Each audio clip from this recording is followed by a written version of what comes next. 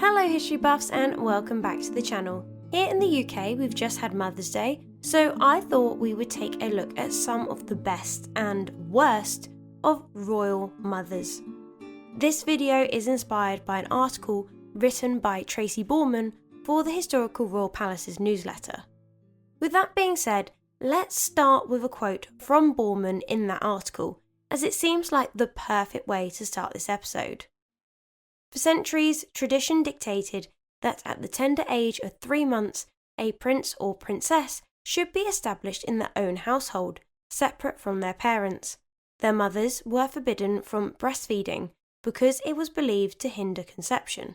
However, this did not mean that the parents could not have a good relationship with their children. First on this list is Queen Matilda of Flanders, the wife of William the Conqueror. Matilda was born in around 1032, and she would go on to marry William, Duke of Normandy, also known as William the Conqueror. Some sources, like Britannica, say that they wed in 1053. Others, like Historic Royal Palace's website, says that they got married in around 1050. I'm going to say 1050, although quite frankly it doesn't really matter too much for this. Matilda was described as possessing beauty of person, high birth, a cultivated mind, and exalted virtue. Her marriage to William would produce 8 children, 4 sons, 4 daughters. Their eldest son, Robert, being born between 1050 and 1053. As we will explore in a minute, Matilda seemed to be a very supportive and loving mother. To not just Robert, but as we'll see later, her support to Robert could potentially be seen as a way to compensate for the strained relationship her son had with his father. As Historic UK puts it, relations between William and his first son Robert had always been unsteady. We know that William gave Robert the nickname Curthose, meaning short trousers, and that when William went away, he left Matilda as regent, not Robert, which made Robert feel slighted that his father never trusted him to govern while he was away. Matilda had to find the balance between a loyal wife and a supportive mother. Matilda's 4th son and final child was Henry, later King Henry I. Matilda gave birth on English soil, which helped greatly towards smoothing Anglo-Norman tensions, especially as her elder children had been born abroad. As a result, many Saxons regarded Prince Henry as the only legitimate heir to the throne, even though he was the youngest. It is thought that Matilda supported this view of her youngest son, as she made him heir to all of her lands in England. Even though William commanded a huge realm that spanned both sides of the Channel, he refused to give any power or responsibility to his eldest son, whom he viewed as feckless and arrogant. By 1077, Robert had grown so frustrated by his lack of power that he decided that if Daddy wasn't going to give it to him, then he would just take it. Robert rebelled against his father multiple times in pursuit of greater power and autonomy. The first rebellion occurred in 1077, sparked by a desire for more authority than what William was willing to grant him. This conflict lasted until 1080, effectively putting Robert at war with his father for 3 years. In what stands as perhaps the most significant demonstration of maternal loyalty, Matilda, perhaps through loyalty as a mother, did financially offer support for a rebellion Robert organised against his father. By providing financial backing for Robert's rebellion, Matilda risked her own position and relationship with William, indicating the depth of her commitment to her son's interests. During one of these rebellions, a significant confrontation took place in January 1079. In this battle, Robert gains the upper hand and managed to unhorse his father and physically overpower him, demonstrating his martial prowess and determination. I'm too weak. However, we don't know if it was an attack of conscience or because he only recognised his father at the last minute, but he was unable to deliver the finishing blow. You blew it!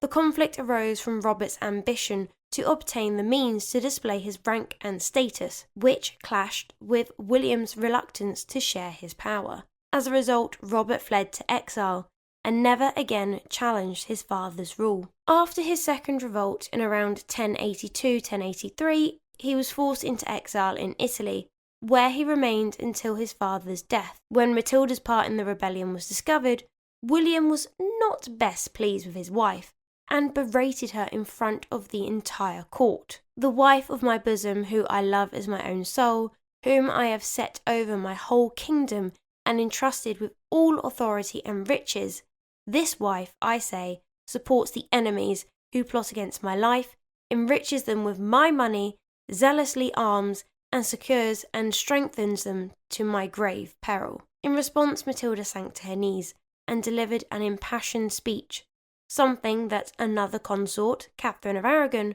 would replicate 500 years later at Blackfriars. The only surviving record of Matilda's spoken word is, "O my lord, do not wonder that I love my firstborn child with tender affection. By the power of the Most High, if my son Robert were dead and buried 7 feet deep in the earth, hid from my eyes of the living, and I could bring him back to life with my own blood, I would shed my lifeblood for him and suffer more anguish for his sake than, weak woman that I am, I dare to promise." Matilda's support for her eldest son's rebellion exposed the vulnerability of one of the world's most powerful dynasties. William could no longer depend on either his wife or his eldest son to manage his territories during his frequent absences. She spent the remainder of her life attempting to mend the rift between them, but with little success. The strain of their conflict took a toll on her health. Once known for her energy and resilience, she was later documented seeking a remedy for lethargy. In July 1083, Matilda attended a brief meeting between William and Robert in Cayenne, but their reconciliation was short-lived and they soon became estranged again. Despite these conflicts, William the Conqueror ultimately named Robert as his successor in Normandy. However, the division of William's lands between Robert and his younger brother William Rufus would later lead to further strife and eventually resulted in Robert's failed bid for the English throne. The next mother and queen on this list is Anne Boleyn and her daughter, Queen Elizabeth I. Now, this isn't your typical relationship analysis because Elizabeth was only 2 when Anne was executed in 1536. So although Anne had a relationship with her toddler, it was only brief, and Elizabeth would really only have remembered glimpses of her mother, but that would not stop her from trying to rehabilitate her mother's reputation in her own reign. We know that Anne doted on Elizabeth from the moment she was born, purchasing dresses for her daughter and parading her. After all, Anne fell pregnant quite quickly. Anne was so enamoured with her daughter that she even wanted to breastfeed her, which was very taboo for a queen, as that was what wet nurses were for. This maternal side of Anne is not what we have commonly come to know of the woman coined as the concubine. And yes, I know Chapuis only said that the once, but it stuck. Alrighty then. So much so that Borman wrote, quote, "Anne Boleyn was not an obviously maternal woman. Her forthright, ambitious and occasionally vicious nature was more suited to the political arena than the royal nursery. But the birth of her daughter Elizabeth seemed to change all of that. From the beginning, Anne lavished affection upon her newborn daughter and could hardly bear to be apart from her. One scandalised chronicler wrote, 'Day and night she would not let this daughter of hers out of sight.' Whenever the Queen came out in the royal palace where the canopy, she had a cushion placed underneath for her child to sit upon. However, Anne Boleyn's life was tragically cut short, so the rest of what we're going to explore today comes from Elizabeth and not necessarily her relationship with her mother, but more of her relationship with her mother's memory or her legacy. Elizabeth used her mother's symbol, the falcon, a lot during her reign, to the extent of having it put on her tomb at Westminster Abbey, a symbol that had been so traitorous that her father, King Henry VIII, did his best to have it and any other mark of Anne removed. Anne Boleyn owned a book of hours, which she inscribed the words, Le temps viendra, je Anne Boleyn. The time will come, I Anne Boleyn.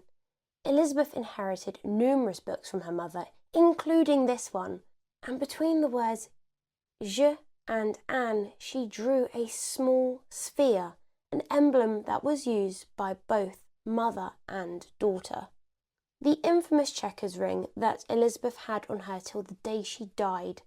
This tiny ring contains two portraits, one clearly Elizabeth, and the other a woman who is widely accepted to be Anne Boleyn.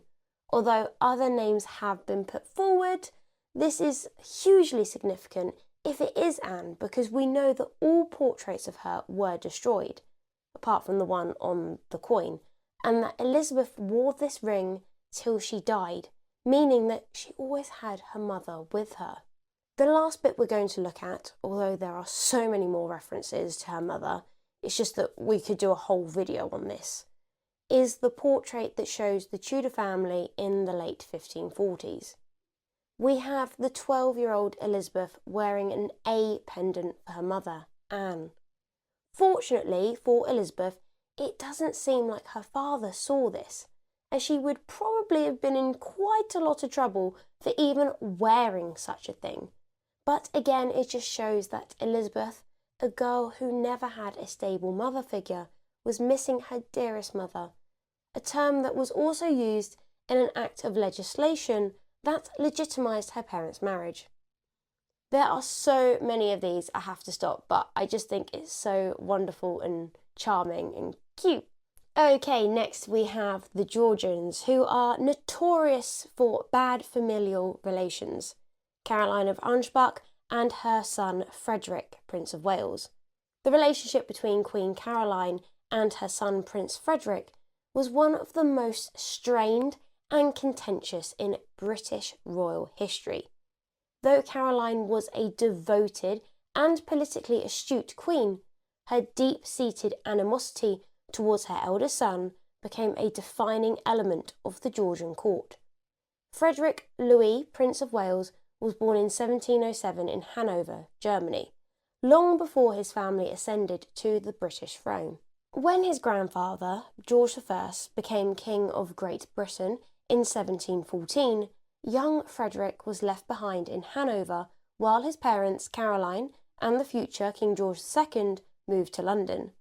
This separation lasted for over a decade, creating a gulf between mother and son that would never truly close. Caroline, a highly intelligent and ambitious woman, had a strong influence over her husband and played a key role in shaping British politics. She was deeply devoted to her other children, and according to Rebecca Starr Brown, quote, Caroline was an incredibly hands-on mother by the standards of the time, with her other children, and seemed to genuinely adore them. But her feelings towards Frederick were markedly different. By the time he finally joins the family in Britain in 1728, he was no longer the obedient child she had left behind.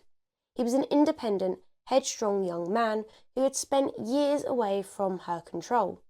Caroline's resentment toward Frederick only deepened as he sought to establish his own identity. Unlike his father, George II, who openly displayed his disdain for his son, Caroline's hostility was often masked by wit and manipulation. She considered him a troublemaker and an embarrassment, frequently ridiculing him in private and portraying him as weak and foolish. She even referred to him as a scoundrel and a monster in letters to her confidants. Frederick, in turn, was determined to challenge his parents.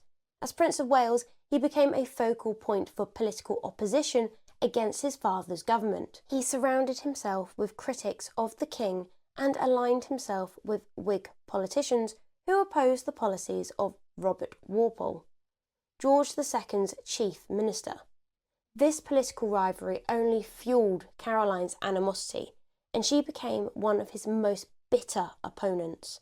One of the most infamous incidents that encapsulated their broken relationship occurred in 1737, when Frederick deliberately excluded his parents from the birth of his first child. Royal protocol dictated that the king and queen should be present, but Frederick smuggled his pregnant wife, Princess Augusta, out of Hampton Court Palace in the middle of the night to give birth at St. James's Palace. This stunt put both Augusta and his baby daughter, who was safely delivered, thankfully, at risk. Frederick's parents were furious, and I can see why. George sent a letter written by Walpole, which read, "This extravagant and dutiful behaviour in so essential a point as the birth of an heir to my crown is such an evidence of your premeditated defiance of me, and such contempt for my authority, and of the natural right belonging to your parents, that I will not suffer the division you have made in my family." As a result, Frederick and Augusta were banished from court and relegated to Kew House. Although their relationship didn't have to be this way. When Frederick first arrived in Britain, it seems that he did try to have a good relationship with his family. If we go back to Rebecca Starr Brown, quote, "Shortly after his arrival, Caroline and Frederick toured the Cliveden together, and both were keen art collectors and patrons. And Frederick, by all accounts, attempted to get to know his family, after he commissioned a barge decorated with the badge of the Prince of Wales, his new title. He invited his mother and sisters on board for a music party, even including Mary and Louisa, who were just 4 and 6 at the time. Indeed, Frederick actually adored children, which you would think would have facilitated yet another shared interest with his mother. I personally think it's a real shame that Frederick seemed to have offered this olive branch, but Caroline was having none of it. Frederick's defiance pushed Caroline to the limits of her patience. Even on her deathbed, Frederick was not allowed to see his mother. Even with her dying breath, she voiced her disappointment of her eldest son. So, Caroline literally took a grudge to the grave. Her last words to her son William were, "You know I have always loved you tenderly and placed my chief hope in you. Show your gratitude to me by your behaviour to the king. Be a support to your father and double your attention to him to make up for the disappointment and vection he must receive from your profligate can't say that word.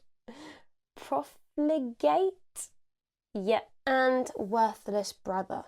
It is in you only I hope for keeping up the credit of your family when your father shall be no more.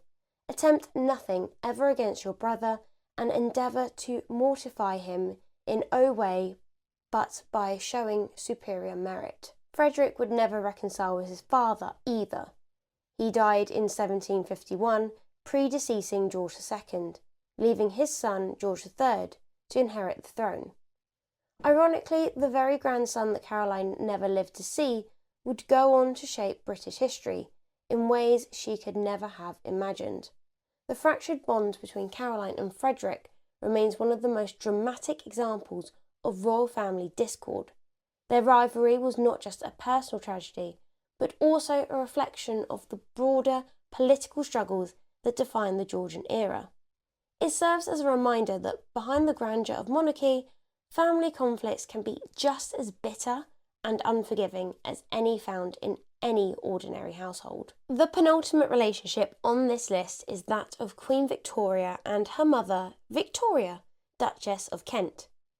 This was often a complex and fraught relationship shaped by control, resentment, and eventual estrangement.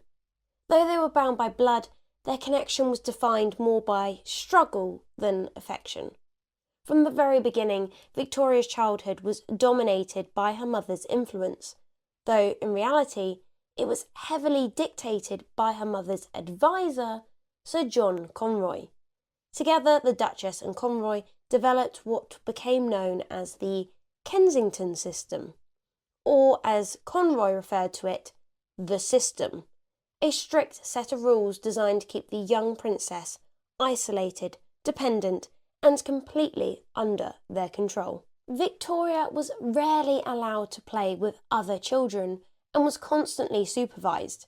She wasn't allowed to sleep alone, walk downstairs without someone holding her hand, and each day she had to reflect upon and write about her behaviour for that day in her behaviour book. Victoria would famously recall her childhood as quite harsh and tragic, but according to both Tracy Borman and Lucy Worsley, Victoria was actually quite a well-loved and spoilt child. The Duchess, likely motivated by a desire to secure power, sought to make herself the most important figure in Victoria's life, but instead of fostering a close bond, the excessive restrictions and Conroy's manipulations only bred deep resentment. The princess came to see her mother not as a source of love and security, but as an oppressive force keeping her from independence. It is often thought or seen as that the Duchess of Kent was cruel for going along with Conroy's system, being equally a bully, or as being too weak to stand up to Conroy, which I do believe was the latter, but that equally doesn't make her a bad person or a bad mother, as I believe that at the time she honestly thought she was doing what was best for her daughter. You have to remember that the Duchess of Kent was in a foreign land where she didn't speak much of the language, and now her daughter was heir to the throne. It was a huge amount of pressure she was under, and really, she wasn't ready for it.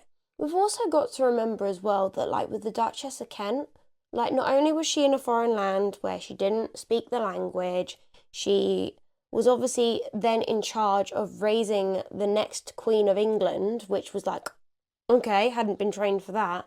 But also, she was essentially a single parent as her husband, the Duke of Kent, had died.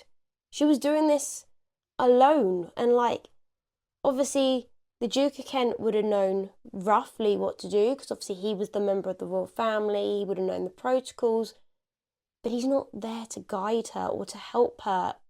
So I feel like Victoria, the Duchess of Kent, was very out of her depth, which is fine, you know, just admit it. She did seek help, it's just, she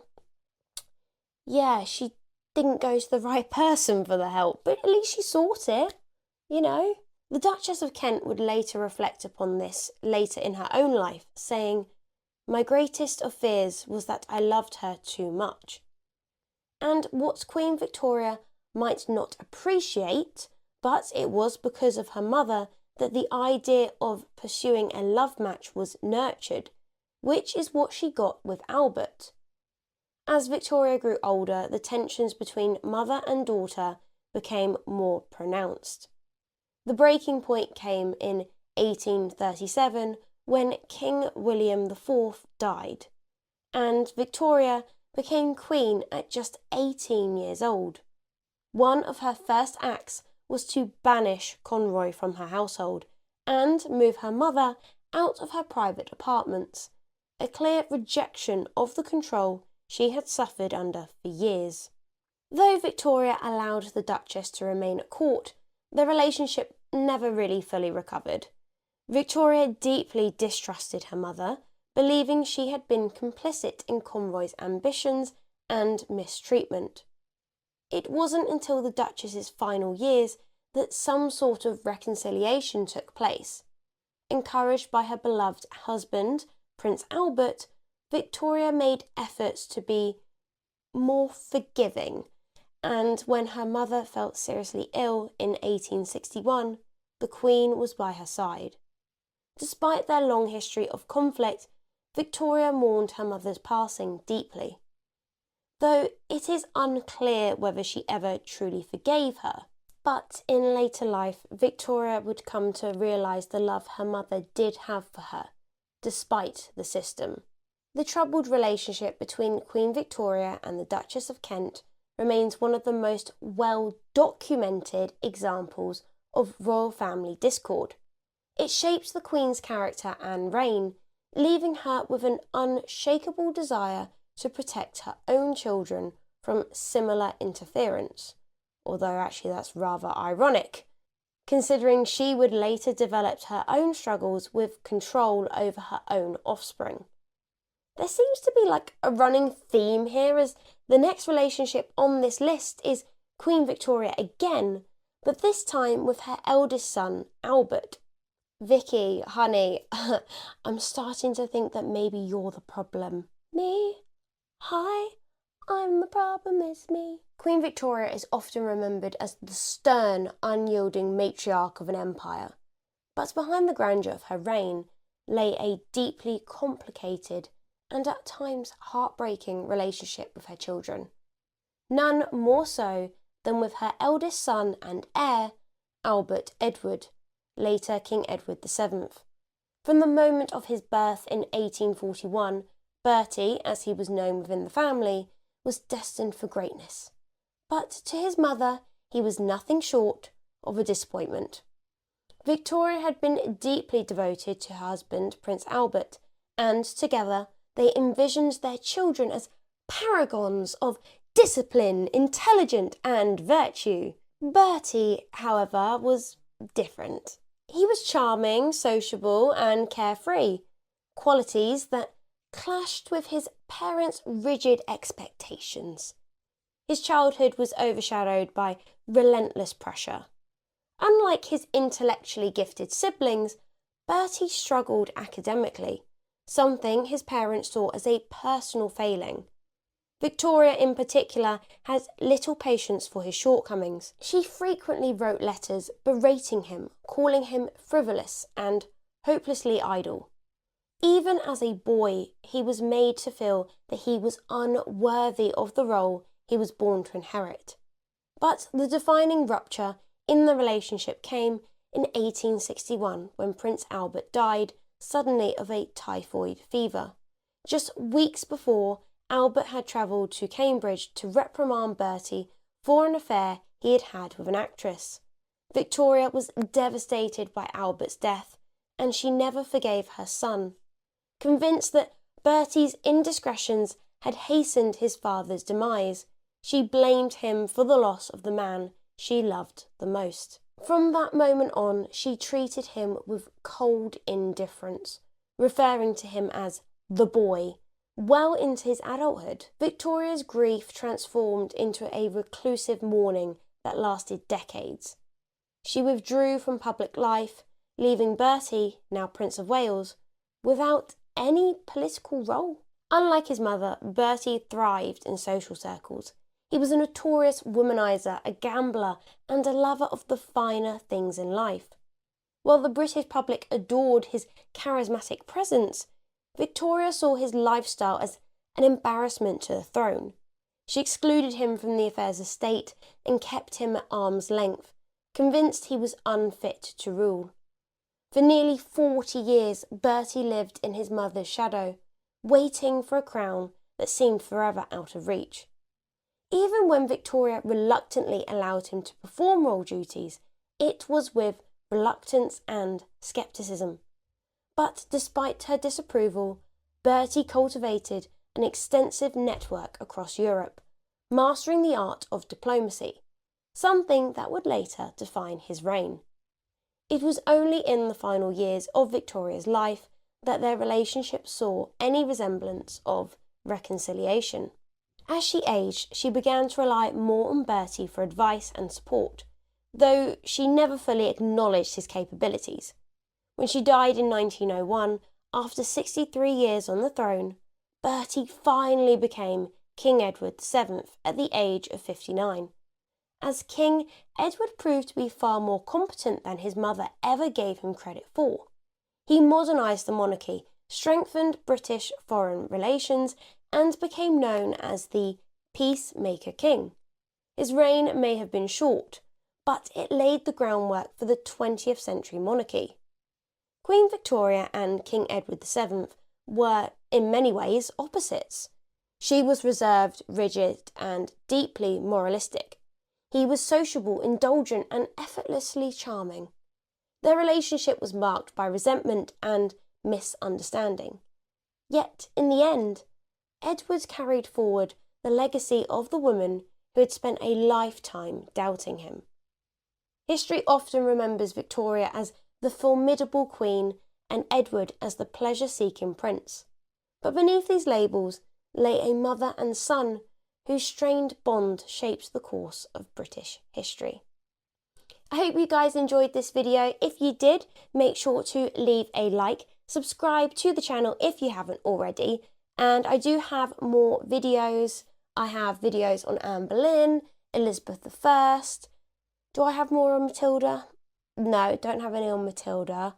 I don't really have any on the Georgians, but if you do like the Georgian-esque period, I do have some videos on the French monarchy at the time, so Napoleon, Josephine de Beauharnais, Hortense, so I've got them if you want to go check out more Regency kind of era. Do I have more Victorian stuff? I'm not too sure. But yeah, if you fancy watching some more videos, go check them out. Otherwise, I'll see you guys in the next one. Bye!